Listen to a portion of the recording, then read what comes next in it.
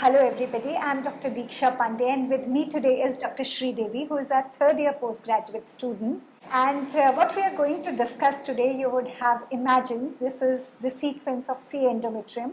So today we are going to discuss a case of C. endometrium, which indeed is a very sad story. So step by step, Sri Devi is going to reveal. So start with the history. Hello everyone, let's go to the case. A 41-year-old Mrs. A, housewife belonging to the lower socioeconomic status, she's a para 1 live 1 delivered by LSCS, came with the chief complaints of continuous and heavy menstrual bleeding. She used to change 10 XL size pads and the bleeding was associated with passage of clots and congestive dysmenorrhea. There was history of heavy menstrual bleeding for the past 3 years. Her cycles last for 20 days and once in 4 to 5 months she used to get her cycles. And that time she used to change around 4 adult sized diapers per day, which was associated with clots and dysmenorrhea. And for these complaints she has visited a private hospital in November 2023 and she was found to have endometrial polyp. Therefore, hysteroscopic guided fractional curettage was done in December 2023. The histopath report showed endometrial polyp with proliferative endometrium. Patient was discharged on tab-regestrone 10 mg BD for 3 months. While she was on tab-regestrone, she had 3-day cycle every 20 to 38 days and she has changed only 3 pads, no passage of clots or dysmenorrhea. After 3 months of taking regestrone and stopping the drug, she bled for 25 to 30 days and soaked at least 10 XL size pads with clots and dysmenorrhea. For these complaints, she visited the same doctor and she was advised laparoscopic hysterectomy, for which patient was not willing at that time. And she has continued her therapy with regestrone. And later in November 2024, she visited another private hospital with similar complaints and she was advised endometrial biopsy and she has underwent the biopsy and it had revealed breakdown endometrium and Mirena insertion was advised. Mirena insertion was done on December 12th, 2024. The following day, it has got expelled. And she was advised to take norethistérone acetate continuous release tablets for 21 days along with ulipristal. Patient did not buy ulipristal and she was only on norethistérone. Following that, her bleeding was not controlled and she has consulted another hospital in Jan 2025 and Mirena was reinserted again. And now in the month of May, she has presented to us with continuous heavy menstrual bleeding with palpitations and breathlessness and we had examined her and found a mass occupying the vagina and the cervix and we had gone ahead with a biopsy and we have taken an MRI. Okay, so we'll take a break here. So this is indeed a long story. If I can summarize it, the patient was having abnormal uterine bleeding, heavy menstrual flow. Yes, for last 3 years. 3 years. For which multiple times she has gone and met the doctors and doctor once has suggested her hysterectomy also but patient had undergone multiple biopsies Yes. and 2 times insertion of Mirena and many times she was put on progesterone therapy. Yes. So sometimes when we tell the patient don't understand because whatever biopsy you do, there is always a chance of missing a pre-malignant or early malignant, a focal lesion can be missed, okay. So whatever happened, when she came, we did not think that the case was so bad. And as you said on examination, pallor was there. Yes, ma'am. Yeah, pallor was 3+. Yes, rather her hemoglobin was how much? It was around 9, ma'am. 9.2. And 9.2 was her hemoglobin. She was pale. Yes, and then when we did examination for her, yes, there was a mass which was protruding from the uterus. Cervix was normal, mind it. Yes, and it was protruding into vagina.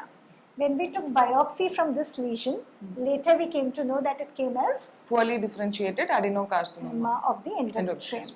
Okay, so you said that on examination it looked like nothing could be, everything was hard. Parametrium looked involved, yes, and even uterine mass could not be felt. Yes. So then we have done MRI also for her. Yes, and what was the MRI finding, Sridevi? Yes, ma'am. MRI abdomen pelvis with contrast. It showed uterus of size 12.4 into 8.7 cross 7.5 centimeter. Endometrium was 9 mm. Mirena noted in situ. Large, well-defined heterogeneous hyperintense lesion showing diffusion restriction extending from the lower uterine segment, completely filling the endocervical canal, cervix, and upper 1/3 of vagina. And the similar lesions were noted in the anterior lip and lower 1/3 of the vagina, measuring 2 into 1.5 centimeter. Actually, these lesions, when we examined, we could actually feel this nodularity there. Yes, ma'am. Yes, ma'am.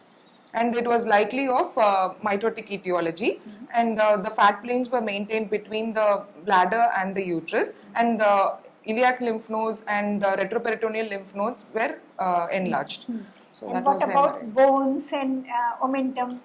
There was a sacral nodule, there was omental caking, so it was So quite it was extensive. actually, when we did MRI, it was not, the disease was not limited to pelvis anymore. It has gone into distant metastasis. So what will be the stage, clinical stage? Clinically, it is stage 4C, ma'am. 4C. So it has gone into outside the abdomen, Abdomen, yes. and it has become to bones also. So it was stage 4C. So now it was a very difficult case. Patient had been going all the way to whatever doctors have said, biopsy she has agreed to. And I don't know where it was missed, or maybe some pre-malignant lesion, or because till 2 months ago, she has gone to doctor and got Mirena inserted. So it was a very sad story. We'll not go into details what happened, how it was missed, patient's problem. We'll not go into those details. We have to focus on how we can best help her now. Yes, ma'am. So actually, after this biopsy report, we were planning to send her to medical oncology and radiation oncology for further treatment. But something happened in between. Yes. 3-4 days after the biopsy was taken, Yes, 3-4 days after the biopsy was taken, we had the patient patient landed up in with emergency in the night. emergency in the night with severe and profuse bleeding from the vagina, and it was not controlled with trapic injections, and we had to do her chemostatic radiotherapy.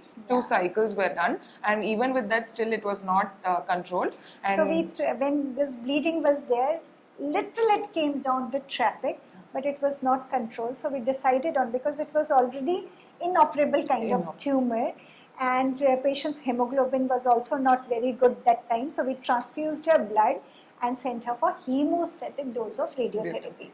So after single radiotherapy, her bleeding came down little bit. Yes. Second therapy further came down, but that same night she again started. She again started bleeding profusely, and she was dynamically unstable, and we had to rush her to the OT. So her hemoglobin, which has become 11.9, dropped to 8.2. Yes, ma'am. So there was sudden drop. So we had no other. We were not planning to operate on her, but we had to take her up as emergency laparotomy. And then what we saw inside, can you describe? We saw the disease being extensive. There was omental caking, and the ovaries had big deposits on it. Yes. And the entire peritoneum, the intestine, everywhere you look at, it was studded with metastasis. So under surface of diaphragm also had metastatic nodules. But we had to do, so the plan was debulking. Only that much we can do for this stage of patient. We took a big chance. She was not a very stable patient. But as it was an emergency case, we did hysterectomy for her. So removed the entire mass intact, and then we removed the ovaries. Bilateral salpingo-ovariotomy was done, and omentectomy infracolic omentectomy was done. We were thinking to do lymph nodes also removed, but stage 4 it doesn't have much significance. But still that retroperitoneum was so much thickened, everywhere studded with multiple nodules. It was very risky to open and then work underneath. So we didn't want to increase the risk of patient. Any iatrogenic injury we didn't want to do. So we closed the end. You will not believe my heart was, I was traveling that night, and like I was really concerned about this patient because it was a very high risk patient, and the chances of embolism was there, the chances of infections were there. But somehow prayers worked and patient recovered. She had little embolic kind of episode in her recovery period, but patient recovered after that. So that was very good.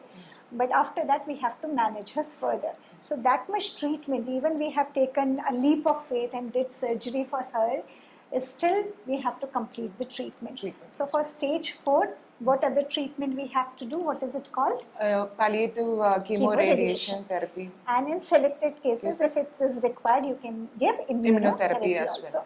Sridevi, I want to know about little bit about molecular marker for this patient. So whenever we do hysterectomy, we have to send this for Yes, molecule as per FIGO 2023 Yes, classification.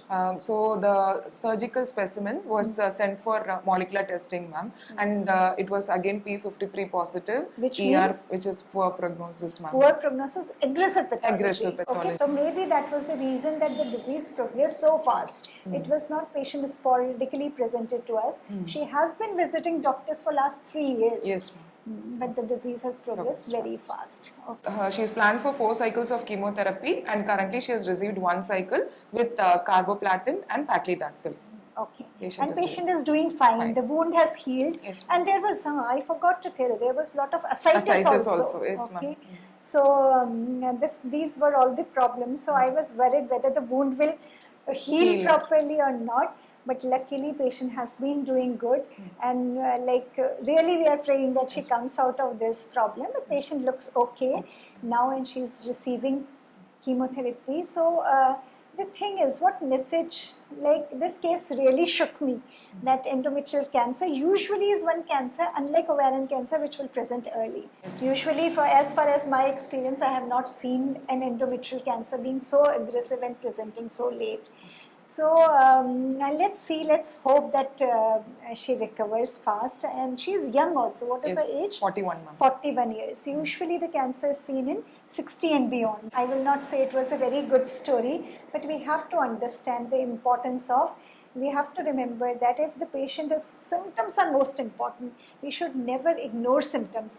If with medical management and conservative therapies, if she is not improving, we should think further and we should act on it. Okay. So this is all about it. So let's hope she recovers fast. With that, very nicely presented, Sri Devi. Thank you, ma'am. Thank you so much. One big case, you were able to summarize it into a short history. Thank you. Thank you so much.